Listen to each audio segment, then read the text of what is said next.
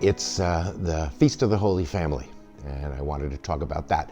All over the world, there'll be homilies, good ones, moderately good ones, and some bad ones probably too.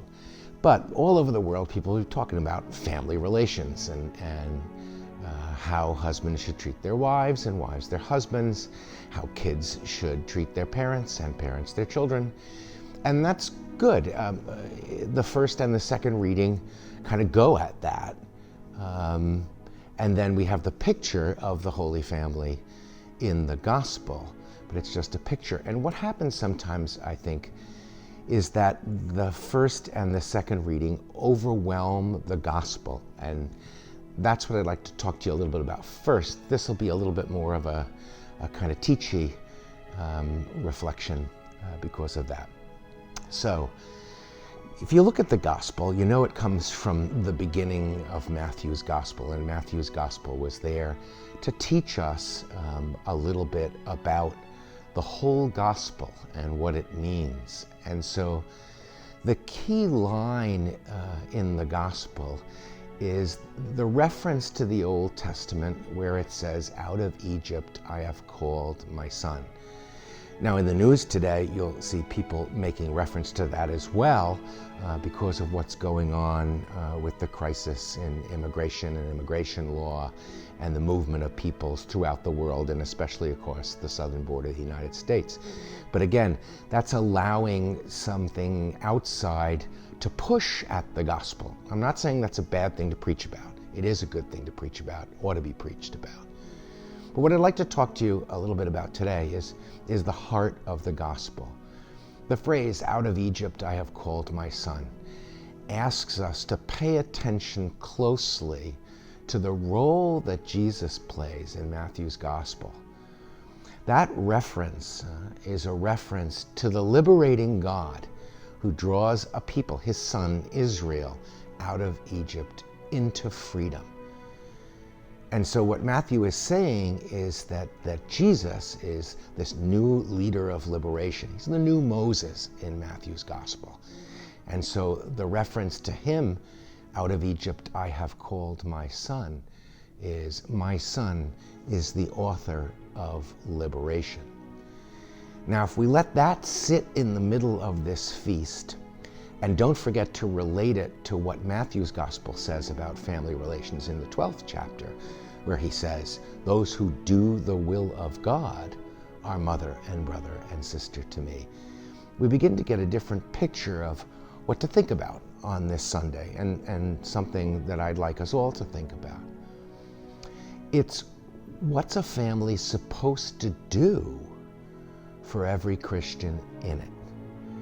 And the answer to that question is it's supposed to let us become disciples of the liberating Christ, people concerned about following Jesus in his liberating mission.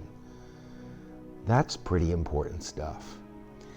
Now, if we take that image of what a family is supposed to be, now we can start to talk about what's a husband supposed to be, what's a wife supposed to be, what's a father or a mother supposed to be, what's a brother or a sister supposed to be, what's a child supposed to be. Each member of the family, however it's constructed, is there to help the other members become disciples of the liberating Christ. Help them to see the world and its difficulties and ask the question, where has Christ gone? Where is he working in this moment? And how do I follow him there? St. Vincent was fond of Luke's gospel, and the motto of the Vincentians is, "He has sent me to evangelize the poor." We are to follow Christ, who is evangelizing the poor, who is preaching the liberating word to the poor and the marginalized. And so a holy family is a family that enables its members to follow that Christ wherever he's going. This Feast of the Holy Family falls in the Christmas season, which is all about the question, who is this Jesus and what does he ask of us? And so on this first feast day in the middle of the Christmas season, of course, goes all the way to the feast of the birth of John the Baptist, we begin our reflections again on who this Christ is. And today, he's the one called Son who has been called out of Egypt. He's the one who comes to liberate his people. How will we follow him? If you're a mother, how will you make liberation possible? If you're a husband, how will you make liberation possible? If you're a child, a daughter, or a son, how will you make liberation possible? Or if you're like my kind of family, if you're an aunt or an uncle or a cousin, how will you make that happen? Holy Family Sunday is a Sunday to ask the question, how does a family become holy?